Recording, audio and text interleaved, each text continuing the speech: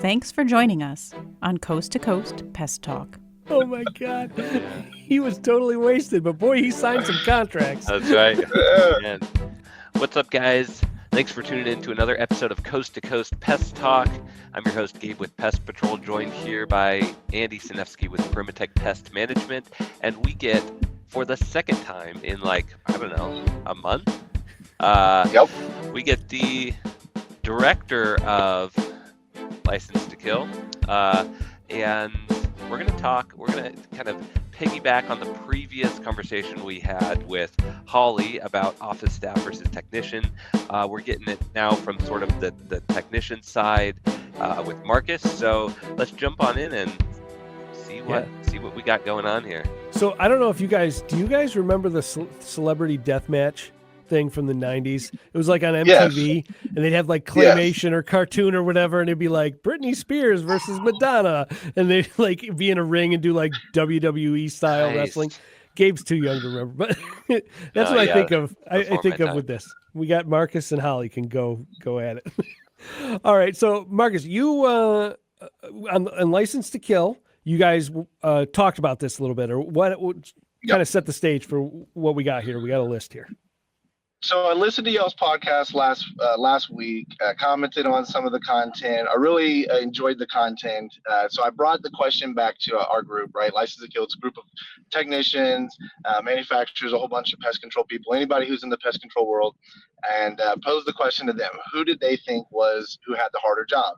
And, let me preface this by saying we love our office staff. We love our CSRs. Y'all are the lifeblood of our ability to do our job properly. We are 10 times more efficient with you guys behind us, and so we love y'all. But that being said, the hot take, we got the way harder job. 10 times, everybody agreed. We have a way harder, more dangerous, more challenging, taxing job on all fronts that we put together a whole list. There was a bunch of anecdotal stories about it. Hopefully we'll be actually recording. I'll be getting the guys to record some of their crazy stories, wild encounters with customers and stuff like that. But I sent over Andrew the list of some of those things because I can't actually read the list and be on the camera at the same time. But yes, I think there are a ton of topics on there that we can cover. Some of them are related, but others I think deserved a special mention themselves. Okay. So taking a look at the list, what are you seeing on there, Andrew? It's making you smile. I just think the whole thing is funny. You have a lot of distance between Holly and you, so you don't have to worry. You can say anything you want. You're all the way in Texas, right? No. You don't have to worry about. Yeah, no. Well, I think she's great though. Holly's amazing. No, I know. Okay, so top of the list here, and so these are the things that your listeners and membership there in License to Kill had put out there. Top of the list is ladders. And I'm not surprised by that one. That's like besides the truck and driving, the ladders are like the scariest thing, right? Yep. Absolutely. Everything from them falling off while you're driving down the road, standing 30 feet up on the side of a peculiar building when it's snowy or icy or, just when the conditions aren't good, even just having to endure the ladder safety training. I don't know if you guys have ever done it. It's like the most boring videos you could possibly endure. The whole thing around ladders. Any guy who's a seasoned TR tech, knows that when that ladder starts to get a little wobbly in the middle, your knees can start to quiver, and you're reminded right away that you're 30 feet up in the air, and it doesn't matter what harness or fall arrest protection, none of that stuff really matters. You're gonna fall, it's gonna hurt. Yeah. Now, how many people follow all of the OSHA requirements for ladders?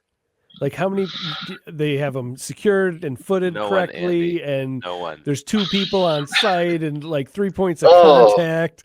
Like there's a lot of stuff. Well, we're not going to out anyone, but I'm certain that number is much lower than OSHA would prefer. Yeah, it's not 100%. Let's say. No way. No way. This is funny. No, coming in. These aren't ranked, but we'll do it like the Casey Kasem countdown. Another thing you guys don't know about from the '80s. He was a radio DJ. Coming in at number 2 is what's radio. Yeah, what's radio exactly? Your cars used to have those in there. You should say that. My dad's a radio broadcast technician. That would hurt his feelings. Oh no! Is he retired or is he still doing it? No, yeah. He's still a broadcast engineer in the Oh, Houston wow. area. Okay. Yeah. They That still do. manages the big towers that send out the signal. Huh, Okay. that's so cool. They send it to Spotify, or where does it go? Okay, sorry. We'll get hate mail for that. Send that to Gabe Seymour. Oof. Yeah. Okay, so Ion Media is coming for you on that one. that's right. That's Slip and great. fall risk. Slip and fall risk. So we just got done with wintertime, right?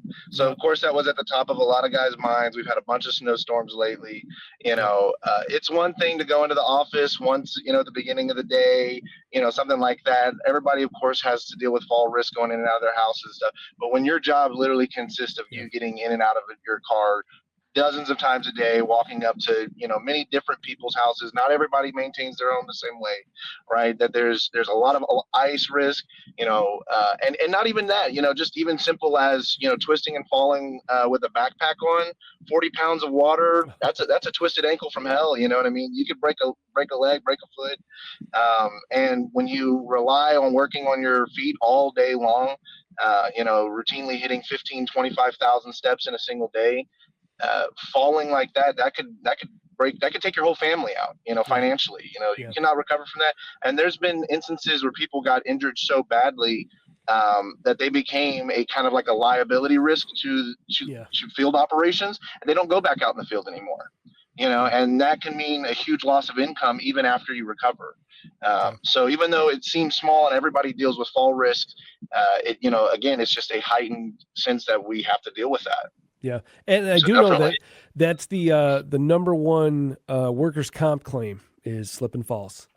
So, Oh, yeah. Yep, across the country. Yep. Good. I love this one. Coming in at number 3, wild animals in tight spaces. Yeah. Raccoons, right? Yeah. That's a great combo. You want to get a wild animal and in a tight space. Wild animal outside is bad enough.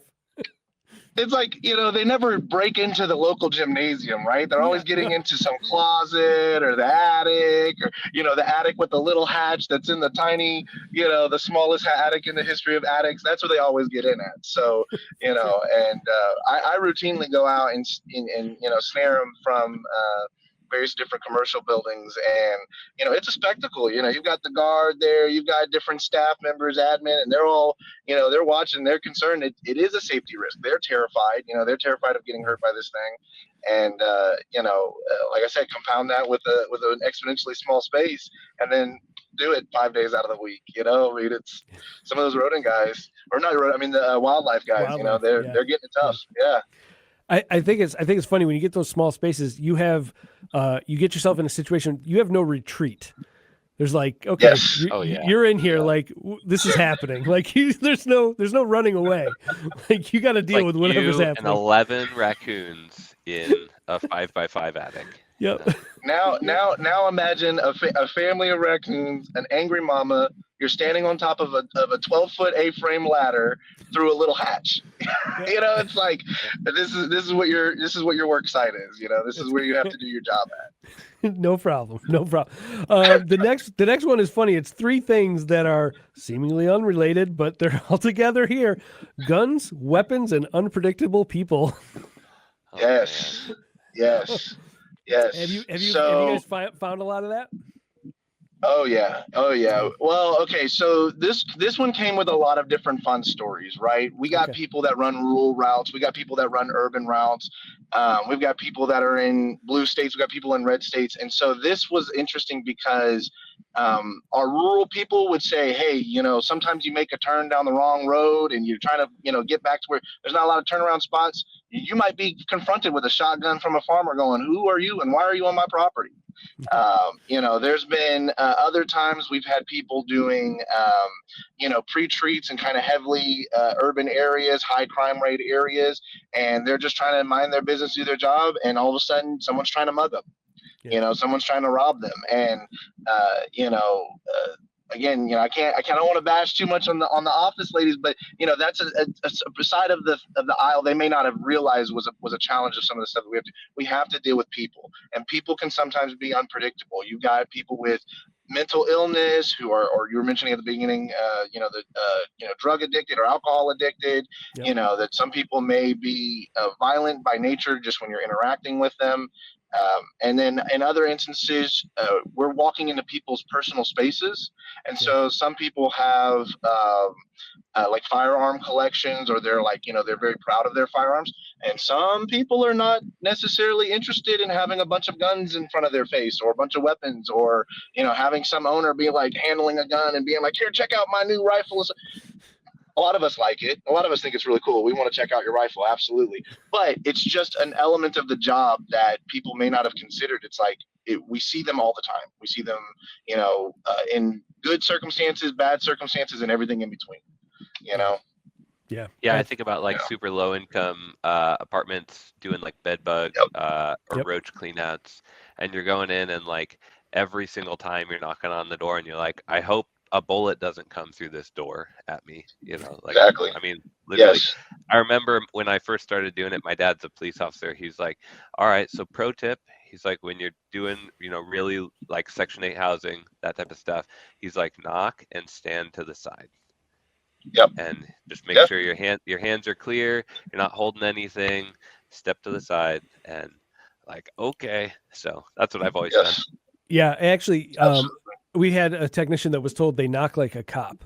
So one of the things knock it to our bang, bang, bang. And so what we started doing, we do a little rhythm, do a little some sort of cops not doing any rhythm. Do a little be friendly. Yep, stand to the side. We don't have any bait guns that look like sidearms. You don't want anything in a holster that looks like a weapon. That's where I think the Sure Kill bait gun, the like straight line one, doesn't look anything like any kind of gun. So that's a good thing there as well. Okay. Yep.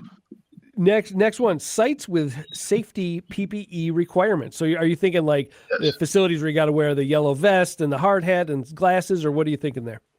Yeah, well, so these facilities by nature, they're making you do that thing because it's dangerous there, right? You got overhead cranes going on. You've got forklifts. You've got, large storage of quantities of chemical and gases or other things that are oftentimes we have to actually go through safety training on site just to be there for that facility. Like, where are the muster points and, all the proper handling and behavior as far as like where you should be at or what your check-in protocols are, all of those things. It's more knowledge that you have to have, it's more technical information. You've got to be able to read the placards and know, what are these safety symbols saying, or what are, what is being communicated here, what, you know what I mean? Especially because a lot of times our job does require us to go get into that intimate space, where the rodents are at or where the bugs are at. And that might be in the area where they kind of have walled off or blocked off or meant for people not to routinely go. Oftentimes, I can't tell you how many times I've had to stop a heavy machinery in order to actually treat, inside of the cage where that machinery is actually operating. And so there's stuff like that that we have to have several people observing what we're doing to make sure that machine doesn't come back online or start operating while we're working on it. And so it's everything that involves those entire sites. It's more technical knowledge, it's requiring a heightened sense of awareness, and then of course it's just inherently dangerous. It's just more dangerous hours worked. Yeah.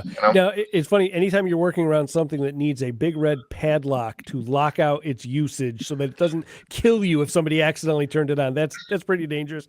The other thing that comes to mind is, have you ever met a forklift driver that looked where they were going? They just honk those horns and they're just going for it.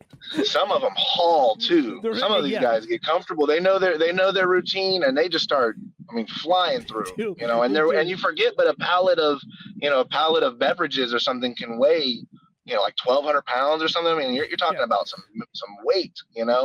Yep, it'll kill you so fast. That's crush you like a bug. Exactly. Not in a good way either. Okay, so this is a funny one. Working unpaid. You think that's more common for a technician than office staff?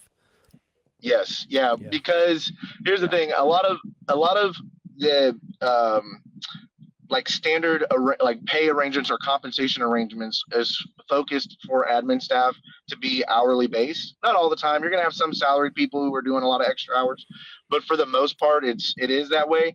And in the technician side, it's very common for people to be production based and not have anything hourly attached. And there's nothing wrong with that. Those production style can be incredibly lucrative. I do a production style commission based. Absolutely love it. Been doing it for 10 years. So there's nothing inherently wrong with it. But there are those times when you have what we all in the conversation y'all had last week there, y'all mentioned that the office staff tends to think that the technicians are after them, and the technicians tend to think that the office staff's after them. And that reminded me of times when there is an error on the office side, right? And someone drives, 30, 40 minutes out to a stop to go do like a reservice or a follow-up or something like that. And whether the communication wasn't done right, or it was like, oh, I meant to schedule that for tomorrow, not today, whatever innocent thing it may have been, can be, like I said, an hour and a half, 2 hours worth of time backtracking and also taking you off from work that would have been paid. You know what I mean? So there's just many and there's, like I said, there's a lot of circumstances, both good, some negative, some that are just come with the territory of the job. But you may find yourself with hours on the clock that you're not getting paid for as a technician, and that can be painful. Especially if you find yourself in the trenches and you're getting a lot of those hours. So, Yep. That can be that way. Yeah. Okay. Next one, customer confrontations in person. So yes. we did cover that a little, because they're on the phone and they're getting yelled at or whatever. But yes, there is a whole nother level of, if you have a customer that's still irate when you show up and they're pissed, like you're on their property, Right. you're backing up towards your truck. There's like all kinds of things going on. Yeah, and there's, like you said, there's nowhere to run away from, in the sense that like a CSR can be like, look, if you can't talk to me professionally, I'm hanging up. Click. But when you're there and you're on site, you're being brutalized, you're being attacked, verbally assaulted.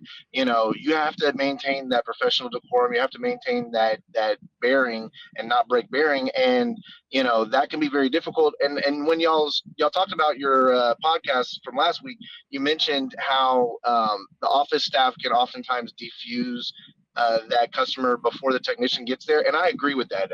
A million times I can count on my hands where there was an angry customer. By the time I got there, they were totally fine, totally happy. But then there is that flip side of that coin of when they interacted with the CSR ended the phone call thinking that everything was A-okay. And then when we get there, we get an earful of, that person was rude, and they were short, and and because you're the face of the company, you're the representative. They have a complaint, they have a grievance. It may be legitimate, and they want to air it out. You're the person that's going to have to sit there and hear it, and and they want to be given assurances or even just felt heard. And so there's that eye-to-eye in-person confrontation that a lot of people don't like confrontation or shy away from confrontation. That can be a part of the job you just have to deal with. For sure. Now this next one kills me. I'm jumping around just a little bit as I'm perusing some of these. This one's funny. Office appreciation, food, snacks, etc. What's the problem there? What's going on there? So it's okay. It's not that there's anything wrong with office appreciation or something. When I put that on the list, there was a lot of stories that people were talking about because of in-person presence, right? That because the office staff is oftentimes right there face-to-face with the managers and the owners, when the owner's feeling generous or feeling nice or want to do something kind, it's oftentimes so easy to just reach out right there, buy lunch or come in with donuts or whatever nice gesture that they're doing, right? But we are not the recipients of that oftentimes, or when they intend or they want us to be the recipients of it, sometimes it's harder to make it happen, or the logistics behind it just don't work out.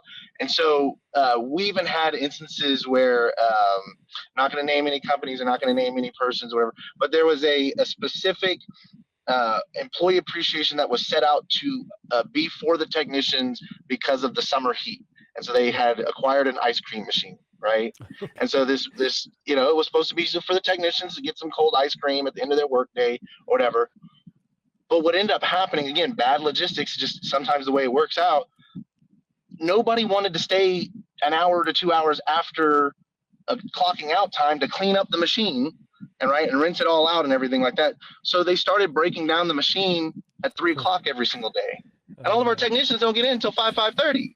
right? no. So what started off was an employee appreciation for the working technicians out in the sun became a gift for the inside office people because they were the only ones who were there to enjoy it, right? And none of the other technicians got a chance to enjoy that. And so those are the kind of things we're talking about where it starts off with good intention and then it either just doesn't pan out or that presence, that because they're always right there in front of the face, they're the ones that get the attaboys. They're the ones that get that you're doing a great job, da da da da. And because we're out in the field and we kind of just exist on paper as reports, are they meeting their KPIs? If you're doing your job right, then you're going under the radar, and no one's noticing you, no one's talking to you, no one's, and that can be a good thing. But like I said, it often means that you're overlooked when it comes time for those, those small little give backs. Yeah. So somebody's got to deliver Marcus an ice cream now. Man, come on. Me. Yeah. No. Unsanitary conditions. Well, we do crawl into some awfully old homes, and asbestos is still out there somewhere. People are getting into it, and then there's just, the pesticides themselves. There's a reason why the general public has a, weariness around treatments, and there's a big green movement, green pest control and stuff. It's because chemicals are dangerous and, inherently you're out here killing things. That means people, you know what I mean? So it's just, it's those aspects. And then it's also the aspects of the job site. Sometimes you're crawling around, trash chutes, you're crawling around areas where, rodents have been, fecal matter and urine is everywhere and it's impossible not to come into contact with it. You're breathing it in, you're in tight spaces. These are all things that are kind of par for the course. It's how the job goes, Yeah. Conducive conditions oftentimes aren't, the squeaky clean, sanitized, operation room or something, Yeah. Yeah. I can't imagine some of our people from the office seeing the conditions we'll regularly see in the field. Like if our bathrooms look like half the bathrooms we end up going into, there's, at the office, there's no way anyone would come to work. Right. No way. Be done with it. Car collision. So driving. Just being on the road, right? Yep. More fatalities every year due to car collisions, and it's only getting worse. And traffic density is only getting worse. More people are moving into the cities, and even the rural routes. You're out there driving the roads at high speeds. Take your eyes off the road for just a moment, and you're going 70 miles an hour into a ravine. And so, it's always at the top of our mind. We put millions of miles on our trucks collectively. And so that just, again, is another exposure to a higher level of risk. Yeah. The odds of getting in an accident just rise exponentially. The more miles you're out there, the more time you're out there. Yeah, for sure. Yep. So there's a repeat here. Let's see. Working. I like this. Working way before and way after the office. Yes. So, there's a luxury that office people don't kind of forget about, that there's a start time and an end time. There's an opening time and there's a closing time. And, some of us technicians, we're responsible for taking care of job sites that have, job requirements for you to be there at 4, 5, 6 o'clock in the morning, and then tons of places that require you to be there at 4, 5, 6, or 7 o'clock at night, whether it's, daycares that have to wait until they have dismissal, whether it's emergency rooms or emergency clinics that require you to be there, early in the morning before foot traffic arrives, whatever it may be. But, I've been called in overnight several times, or at, 8:30, I'm finishing up cooking dinner or sitting with my family, and a raccoon is just busted in at a college, and somebody's got to go deal with it. You know what I mean? And so, it comes with the territory. We love it. We make extra money off of it. So it's, don't act like I'm crying about it over here, but it's an extra, extemporaneous part of the job that makes our job a little bit more difficult. Yeah, for sure. Now, this next one, I'm actually surprised to see on here. Isolation. Yeah. Yeah. It's the whole reason we started LTK, right? People love having camaraderie, office camaraderie, friends. You spend so much of your life at work, right? You spend 8 hours sleeping and 8 hours at work, right? You only get a little bit of your time personal yourself. You got to cook. So the people you work with every single day, they matter. Whether people like to put that wall up and say, oh, we don't become friends with coworkers. that's fine. But when you're in a truck all by yourself all day long, all you have is the radio or podcast. Maybe you've got a friend or two that you can call, but we don't have that proverbial water cooler to talk about what's going on in the news or talk about, that crazy new product that just came out or what's going on, what's the zeitgeist. And so just, having, LTK, kind of a small little plug there, allowed us to bridge that gap using technology, using social media for us to take back that element that was kind of missing. And I mean, we're a small group. We're only 260, 270 people. So I can only imagine there's 80,000 technicians out there in America. There's a lot of lonely guys. There's a lot of lonely people, a lot of lonely girls. Right. Yeah. Okay. Next one. Victims of reputation attack, no defense. Yes. Now, is this a reputation attack from the office assuming things, or is this from clients? Is this both? What do you think? Well, yeah, it really just has to do kind of tying back to that element of not being face to face with managers and operators, right? That anytime your name's being brought up and the situation's not good, it's not a 5-star, right? Whether it gets cleared out on the back end or whatever, you kind of suffer some kind of reputation tarnish, like you said, like you mentioned in the episode last week, it's the office girls being frustrated, like, why can't he just get it done? Or, Bob never gets his routes done and he's just lazy, or, something like that. And, even if you're the manager and you're not a part of that, you're in your own office, but you overhear those things. You know what I mean? And there's nobody there to correct the narrative. There's nobody there to say, well, no, hey, actually, Bob's not a lazy dirtbag. This is what was going on. And even if that does come up, down the line, the damage has already kind of been done. And Bob wasn't there to say anything to protect himself about it, and in some toxic work environments, some places, you hear some crazy stories.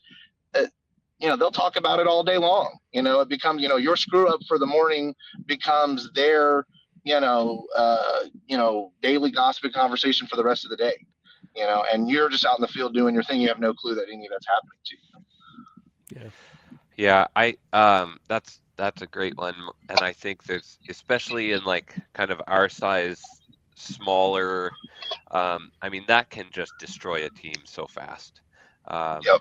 And something I've tried even just in the last 4 or 5 months, I've been really consistent or conscientious of is like, if there's an issue, making sure, because it usually happens just kind of the nature of the beast. Most of the office staff tends to be gals. Most of the route staff tends to be guys. And usually how it comes across to me is the office ladies bring stuff to me before they've ever addressed it or had any conversations with the guys, and it's like, I'm just so frustrated because blah blah blah did da da da. Right. And I've just started, and I've actually wrote it into policy. I said, if you haven't brought this to the person, unless it's like something that's illegal or they sexually abused you, or it's like, okay, great, yeah, bring it to me. But like, if this is an interpersonal thing and you have not talked to them, you're in danger of getting fired if you bring it to me. Right. If you haven't made any sort of reconciliatory efforts, right, in that regard, or at least just to see what happened, and then, oh, they completely blew me off, then bring it to me, right? But if you don't, that's like on my chart of offenses for destroying a team culture, that's just about at the top. Yep.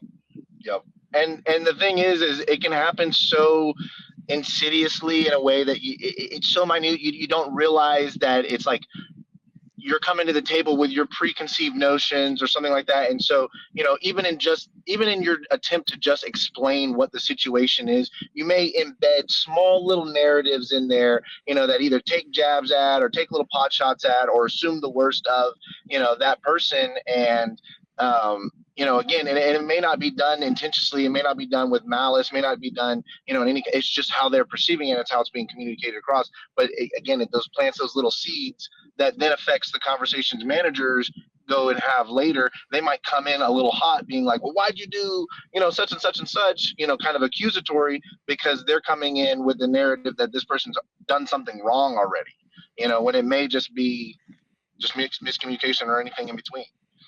Yep. Yeah. Okay. So this next one's actually seemingly related, and it's written down interestingly. Failure equals punishment. Yes, yes. So I'm really, really, really glad you brought this one up because Well, the guys. you brought it up. You brought it up. Well, yeah, but you're reading the You sent list, me and, the and I list, know you're Andy. bouncing We around. made I'm this glad you read list, that Andy. one. So No, listen, because the guys really, really, really, really, really resonated with this one. Really Wow. resonated with this one so much because there are so many like job structures, like the way our employment arrangements are literally dictated on paper, is that failure to do your job properly or some kind of failure, right, literally will result in the docking of pay, the reduction of compensation, the reduction of commissions, whatever it may be. But it oftentimes comes with a literal direct a punishment. Whereas when an office staff makes that mistake and causes you to drive 45 minutes out of the way, for no reason, for a customer that had already rescheduled, and you're now backtracking and missing other clients, or you're struggling to get to them, right? And what do they get? Is their hourly rate being dropped? Is anything more than a slap on the wrist and a hey, don't do that, or be a little bit more cautious next time, right? And that's okay. Nobody's advocating for going around beating up on the office ladies. I'm not saying that in any way, but it's just interesting that so many companies, whether you work for the big box companies or even the super small employers, it's kind of standard across the board that if you're a technician and you get the wrong identification and you screw up, you did the wrong treatment, and we got to go out there and retreat, or the customer has to be refunded, whatever money, or you didn't get all your stops on, you missed your KPIs, whatever it is, there's 1,000 different reasons, but it results in we're going to take away from your paycheck. We're going to hurt you, to remind you not to screw up ever again. And that feels one-sided. And that does feel like that means our job is just a little bit harder. We have to be more cautious, more mindful of how we do our job and executing it correctly 100% of the time, every single time, or there's major consequences to come with it. That's pretty powerful one, because I think you're absolutely right. There's not a lot of mechanisms if the office does something wrong, let's say, and schedules incorrectly, what really does happen. Right. Now, I might argue punitive management is actually the problem here. Why is there punishments of anyone? If it's not like you're like a 4-year-old. I feel like if there's a screw up and something happens, even if it's the technician, there's either coaching to improve or someone's gone, right? Like there's not, I feel like, well, you did that, so you're going to lose out on this pay, or we're going to punish you in this way. Like I don't know if I'm goofy, but I feel like any kind of punitive response is not the way to manage people well. And listen, it can work to get people to get back on the straight and narrow, or at least for a time period. There may be systemic problems that led them off the track to begin with that isn't really addressed when you do those punitive things. But and again, I'm not knocking any company that does it. It's everywhere. It's systemic. Everybody does it. Like I said, whether you're small, whether you're medium, whether you're big. It was an observation that we had that from a technician side, when you talk about like justice served, it does definitely feel like that justice is served very swiftly and cold when it comes to the technician, but a little bit softly and graciously when it comes to the office and admin staff, and that does feel a bit unequal at times. Interesting. I think I'm going to have a whole bunch of thoughts about this. I can already tell this specific spot right here, this failure and punishment. There's going to be some stuff. Gabe, get ready. There's probably going to be a graph and a conceptual model. Yep. It's coming. Right 3 o'clock tonight. I was 3 just o'clock in gonna the say morning. that. Yeah, 2:30 a.m. Yep, that's totally happening. Okay. Laws and regulations, knowledge, accountability. Wow, this is a big one. Yeah, happen to know what is going on, and again, financial consequences if you screw that up. There are not a lot of TDA inspectors knocking on doors and checking the admin's records to make sure that all the paperwork was filed. I mean, the owners might get some of that, but as far as your everyday CSR, they're not being harassed in that way that I can be in between any given stop and suddenly I'm being pulled over by a TDA inspector and they're checking, all your locks in your tank and what's pesticides are in there, what's the dilution rate, and all of that stuff.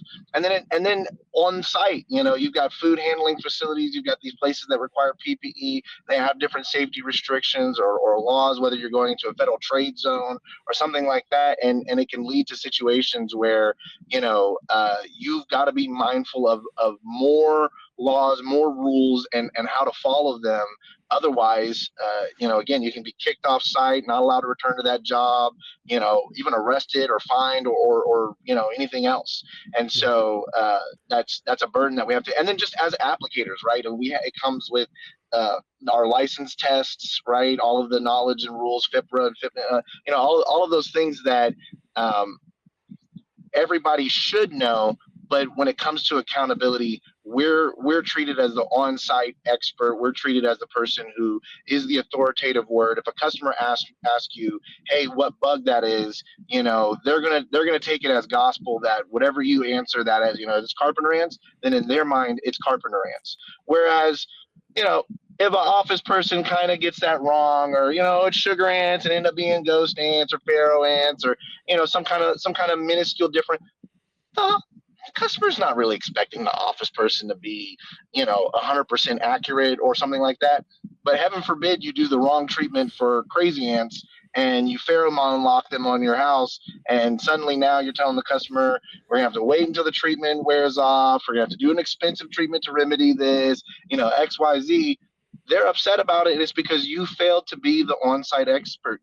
That there was that expectation you didn't live up to, and that means that we have to be just maintain that higher level quality, whether it's our professionalism, whether it's our decorum, or whether it's our literal trade skill that we bring to the table. Yeah, no, for sure. So the last one's interesting. Don't bite the hand that feeds. Peers have authority / power, unbalanced dynamic. Yes. So this is why at the beginning of the episode, I had to make the statement about we love our admin and, we don't want to, because you have to be careful about expressing your grievances, right? If you become known as the complainer or the person that gets a CSR in trouble, especially in smaller environments where there may be only one CSR or two CSR or something like that, they have control over your route. Oftentimes, or in many organizations, not, everybody's a little bit different, but oftentimes, when the good jobs come down the pipe, there's a bit of discretionary choice between, okay, are we assigning it to this technician or that technician? And if that we're talking about those narratives earlier, right? If this guy's got a cloud that's hanging over his head because the last couple of weeks he's had, some things or whatever, some stuff that the office is not too happy about, then, that might mean that person misses out on opportunities. That could be opportunity to learn. That could be opportunity to experience a whole new job. And that could be also opportunity to earn income. And, and vice versa, if you're a really good technician, you're an all-star, you're rocking it out like me, then oftentimes you're getting a little bit of favoritism. And people like me, we relish in that. Thank you. I love it. But it does go back to that idea that if you do have a problem, that you've got to be very careful about how you navigate those waters. Retaliation can come in the form of formal and, where your management and stuff, but retaliation can also come in these little, small, subtle, interpersonal conflicts that, may lurk under the surface that management's not able to see as well, and so there's that aspect of it. And then there's also the aspect of it that because they get comfortable controlling our schedules all day long, you need to do this or don't do this.